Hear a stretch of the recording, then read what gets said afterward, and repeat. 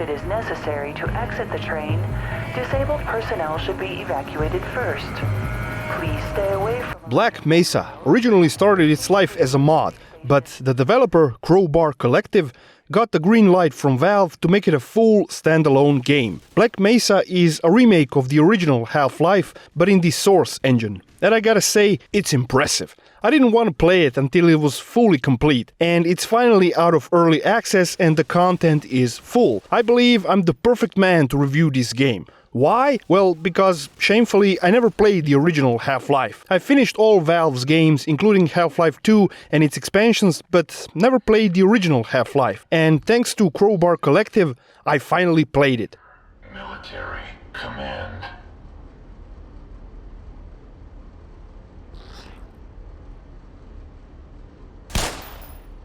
The story is familiar. Half-Life series is an extremely popular game series, so it's unlikely that you don't know what it's about. But I'll go over the story very briefly. You play as Gordon Freeman, a scientist in the Black Mesa facility lab, and you're tasked to insert a material in this machine. And by doing this, things go horribly wrong and you open an interdimensional rift to an alien world called Zen. This event also causes the Black Mesa facility to ruination. Alien creatures invade the facility and you're trying to escape.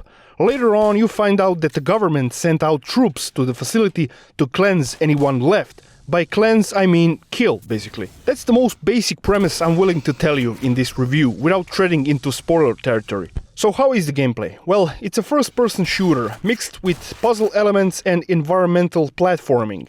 I like how you can carry all of your weapons at once, although it gets a bit tough to switch them out on the go with your mouse wheel.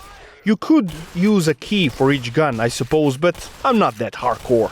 There's an interesting roster of guns. The first one you're gonna get is the iconic Crowbar. Then pistol, shotgun, machine gun, magnum, rocket launcher, crossbow, some energy gun, alien gun, and more. All have a purpose and some even have alternate fire modes. Shotgun, for instance. Normal firing is one shot and the alternative firing is 2 shells at once. Very useful for alien creatures later on in the game. You got your suit, and later in the game you get a suit upgrade which allows you to double jump basically and traverse longer distances.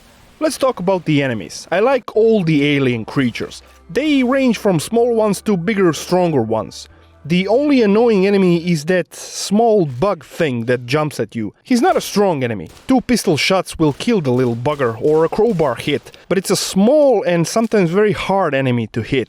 There are even human enemies in the game. Soldiers sent out to clear out Black Mesa. The best weapon for them is the automatic rifle, because most often it's a gun that they'll use as well. Meaning you'll have plenty of ammo after you kill them. The Black Mesa facility is like 70% of the game. That is where you'll be spending most of your time. It can get a bit boring because it's all indoors. You do get an occasional trek outside the facility, but mostly it's just indoors. There are even some moody horror vibes I got from certain parts of the game. I like it. There are puzzles in this game, like I mentioned. They are pretty easy and also interesting for the most part. The environmental platforming is crap, I gotta say. It's clunky and sometimes very imprecise. There's also an old first-person shooter problem in this game. It's climbing the stairs. Sometimes it works and sometimes it doesn't. I'd prefer just pressing a button to enter climbing stairs mode. That's a far better and less clunky solution than the old sticky stairs solution that Black Mesa uses.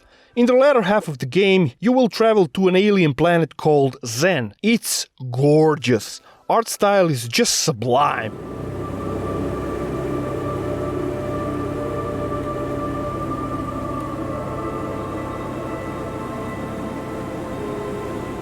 There are a few chapters here on Zen, and they're okay. I liked the Black Mesa facility more. It's okay, but it's just a bit dragged out. It's full of weird puzzles, alien structures, and convoluted pathways. When you get to Zen, there's about 6 hours of gameplay till the end. Zen is fine and somewhat interesting, but I just think that Black Mesa facility section is much better in terms of design. Overall, the whole game is about 15 hours long, and I feel this is the perfect length. It's paced well. You always get something new, a gun or a suit upgrade, or you face a new enemy, so it's not gonna feel tedious.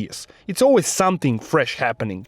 This game is made in the Source engine. It's a complete remake of Half-Life with some changes added. It changes a lot of things, but it's also true to the original. This is actually on par with Valve's work. Clearly, Crowbar Collective is a very talented developer, and it's difficult to remake something without pissing off the fans. My friend, who's played the original Half-Life, also played this, and I asked him, did anything felt out of place?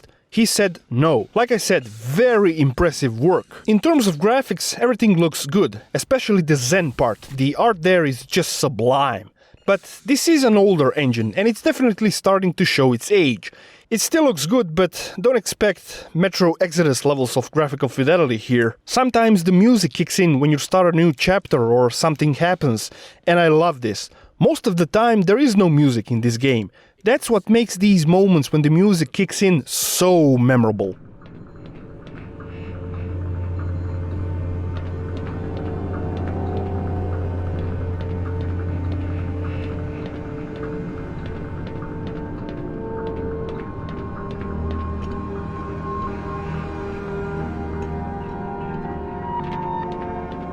At the time of writing this review, this game is around 18 euros or 20 bucks on Steam, and for the amount of content here, it's really worth the price. This is a brilliant tribute game that makes enough changes to the formula to appeal to modern gamers, but at the same time it still feels very faithful to the original game. If I had to give a score to this game, I'd give it 8.7 out of 10.